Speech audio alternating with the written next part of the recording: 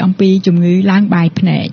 មួយរយៈនេះខ្ញុំឧស្សាហ៍ឃើញមនុស្សឡើងបាយភ្នែកច្រើនគ្នាពេលដែលយើងដើរតាមខ្នល់ឬក៏ទៅវាលយន្តហោះឬមួយក៏មក clinic ពិនិត្យសុខភាពជាមួយនឹងនាងខ្ញុំអ្វីទៅជាជំងឺឡើងបាយភ្នែកតាមធម្មតាភ្នែករបស់យើងមានភ្នែកពណ៌សនិងភ្នែកពណ៌ខ្មៅហើយនៅចំរង្វង់កណ្ដាលដែលជាភ្នែកពណ៌ខ្មៅហ្នឹងមានរុន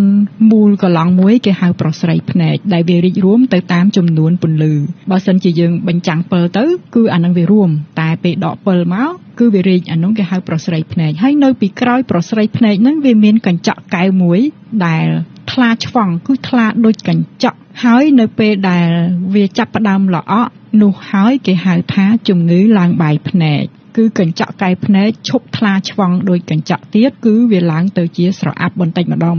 ងរហូតដល់ពេលមួយនោះគឺយើងមើលឃើញពីក្រៅដោយមិនចាំបាច់គ្រូពេទ្យឆ្លោះមើលចឹងមូលហេតុអ្វីបានជាមនុស្សកើតជំងឺឡើងបាយភ្នែកទី1មកពីគាត់ចាស់អាយុច្រើនទី2មកពី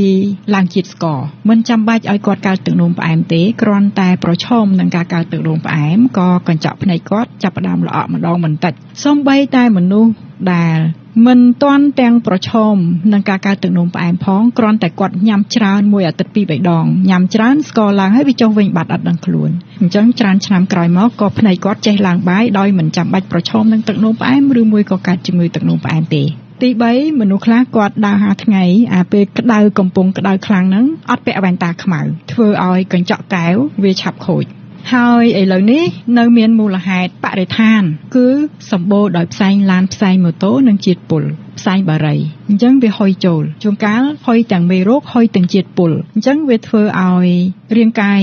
របស់យើងមិនមែនតែភ្នែកមួយទេគឺទទួលរងផលប៉ះពាល់ឆាប់ចាស់ហើយមួយទៀតមនុស្សខ្លះគាត់មានជាតិពុលច្រើនពេកគាត់ធ្វើឲ្យកើតជំងឺប្រព័ន្ធការពាររាងកាយបំផ្លាញខ្លួនឯងអញ្ចឹងគឺគាត់បំផ្លាញក្រពេញទឹកភ្នែកដែលបញ្ចេញទឹកភ្នែកយកមកលាងកែវភ្នែករបស់ខ្លួនជាប្រចាំមួយថ្ងៃវល់ល្ងាចហ្នឹងអត់គ្រប់គ្រាន់ធម្មតាទឹកភ្នែកហ្នឹងក្រៅពីលាងកែវភ្នែកគឺបន្សាបជាតិពុលផងសម្រាប់មេរោគផងសិតតែសារធាតុសម្រាប់មេរោគនិងបន្សាបជាតិពុលនៅក្នុងទឹកភ្នែកស្រាប់អញ្ចឹងនៅពេលដែលប្រព័ន្ធការពាររាងកាយបំផ្លាញខ្លួនឯងវារលាកក្រពេញទឹកភ្នែកអញ្ចឹងផលិតទឹកភ្នែកមិនគ្រប់គ្រាន់អ្នកខ្លះទៅដាក់ទឹកភ្នែកសពនិមិត្តមួយទៀតមនុស្សខ្លះគាត់ខ្វះអាហារចិញ្ចឹមទ្រទ្រង់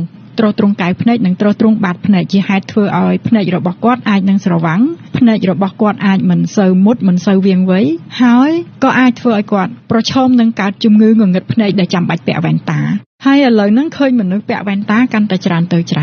ដោយសារ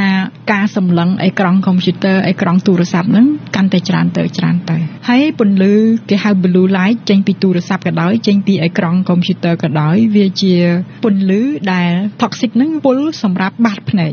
យើងមានកោសិកា2យ៉ាងកោសិកាចាប់ពន្លឺនិងចាប់រូបភាពចាប់បានបញ្ជូនទៅខួរក្បាលដើម្បីវិភាគថានេះជាអ្វីមានន័យថាម៉េចហើយតើត្រូវកត់ត្រាទុកចំណាំទុកឬក៏លុបវាចោលអញ្ចឹងនៅពេលដែលពន្លឺនឹងវាចូលទៅសុទ្ធតែជាជាតិពុលណាជាតិពុលសម្រាប់កោសិកាទាំងពីរយ៉ាងហ្នឹងគឺយើងអាចនឹងឈឺក្បាលយើងអាចនឹងអត់ចាំហើយយើងអាចនឹងខូចភ្នែកខូចទាំងខួរក្បាលខ្សោយទាំងខួរក្បាលទៀតប៉ុន្តែនេះវាគ្រាន់តែជាមូលហេតុរួមផ្សំទេចំណែកមូលហេតុដែលធំជាងគេគឺអាយុច្រើនជាតិស្ករហើយនឹងពន្លឺព្រះអាទិត្យដែលយើងអត់បានពាក់វ៉ែនតាខ្មៅឥឡូវយើងនិយាយអំពីរោគសញ្ញាមនុស្សខ្លះនៅពេលដែលភ្នែករបស់គាត់មើលមិនច្បាស់គឺគាត់បាត់បង់ភាពឆ្លាតវៃវៃភ្នែកអត់មុតមានន័យថាយើងមើលអ្វីមិនសូវយល់ហើយមិនសូវស៊ីជម្រៅការគិតក៏មិនសូវចេញអារម្មណ៍ក៏មួម៉ៅជួនកាលឈឺក្បាលទៀតជួនកាលវិលមុខធីងធូងទៀតក៏មានដូច្នេះកែវភ្នែកបើមិនថ្លាដូចកញ្ចក់គឺធ្វើឲ្យយើងអបប្រាជ្ញាធ្វើឲ្យយើងតប់ប្រមល់នៅក្នុងរាងកាយធ្វើឲ្យយើងវិលមុខធ្វើឲ្យយើងឧស្សាហ៍ឈឺក្បាលចំណុចសំខាន់មួយទៀតភ្នែកវាគឺជាកន្លែងមួយដែលយើងឆ្លោះឃើញបាតភ្នែកនៅពេលដែលយើងឆ្លោះឃើញបាតភ្នែកគឺយើងដឹងថាអាចមានបញ្ហានៅនឹងបាតភ្នែកហើយបញ្ហានៅនឹងបាតភ្នែកគឺជាបញ្ហា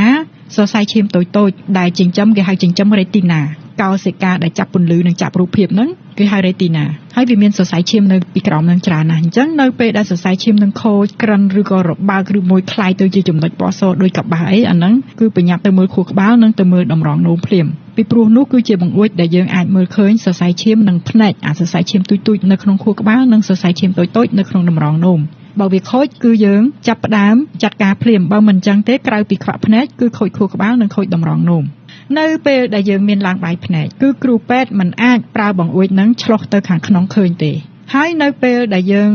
ឡើងបាយត្រូវទៅវះកាត់វាល្អក់ខ្លាំងពេកគ្រូពេទ្យមិនអាចមើលឃើញបាតភ្នែកអញ្ចឹងអត់អាចធានាបានថាពេលដែលខ្ញុំវះទៅភ្លឺឬក៏មិនភ្លឺគឺដុកទ័រភ្នែកប្រាប់មិនដឹងថាភ្លឺឬមិនភ្លឺទេពីព្រោះខ្ញុំមើលអីក៏មិនឃើញដែរខ្ញុំមិនអាចឆ្លុះឆ្លងកាត់កញ្ចក់កែវដែលស្រអាប់ទេតាមធម្មតាពេលដែលយើងឆ្លុះបាតភ្នែកគឺឆ្លុះឆ្លងកាត់កញ្ចក់កែវដែលថ្លាឆ្វង់គឺថ្លាដូចកញ្ចក់នៅពេលដែលវាស្រអាប់គឺយើងមិនអាចឆ្លុះមើលឃើញដូចតែយើងមើលឃើញព្រិលអញ្ចឹងគឺគ្រូពេទ្យមើលឃើញព្រិលដែរពេលដែលមើលឆ្លងកាត់កញ្ចក់កែវព្រិល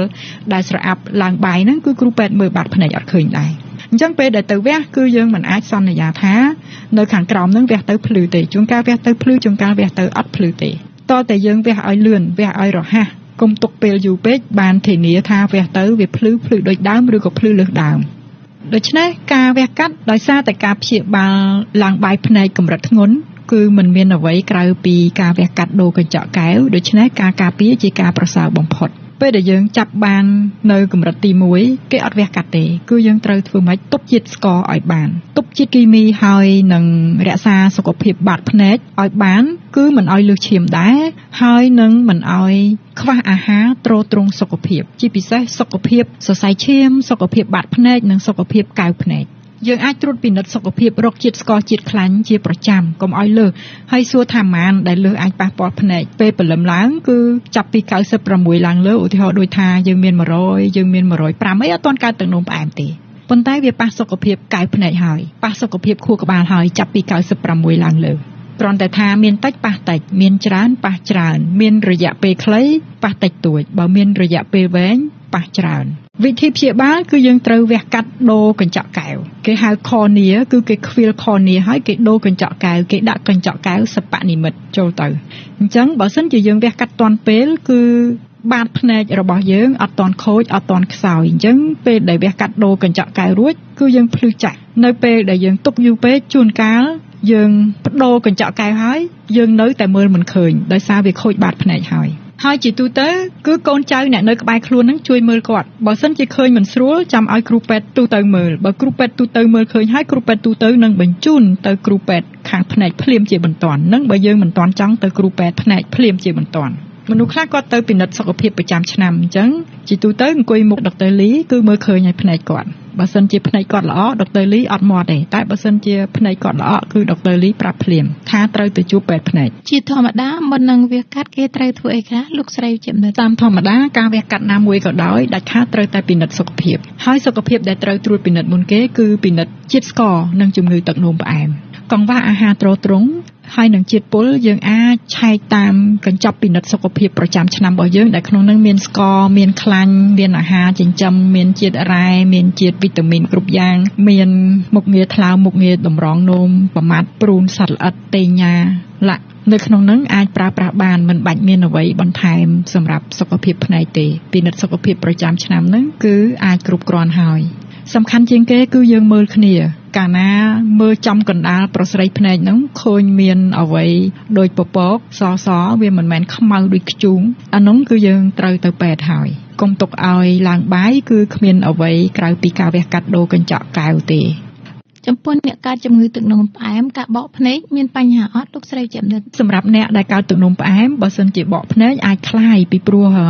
យើងបកចំណែកឲ្យវះកាត់ដូរកញ្ចក់កែវអត់คลายទេហើយបើសិនជាយើងចង់បកកុំឲ្យคลายទី1យើងគ្រប់គ្រងជាតិស្ករឲ្យបានល្អទី2យើងប្រើថ្នាំផ្សាឲ្យបានត្រឹមត្រូវទី3យើងថែទាំកុំឲ្យឆ្លងមេរោគចូលកុំចេះតែញីភ្នែកហើយបន្តក់ថ្នាំត្រឹមត្រូវទៅទោះជាកើតទឹកនោមផ្អែមក៏គេបកភ្នែកបានដែរបកភ្នែកគឺបកកតុយថ្លែងវះកាត់ភ្នែកដូរឡង់ទីអានោះភ្នែកឡើងបាយអញ្ចឹងជំងឺពីរហ្នឹងខុស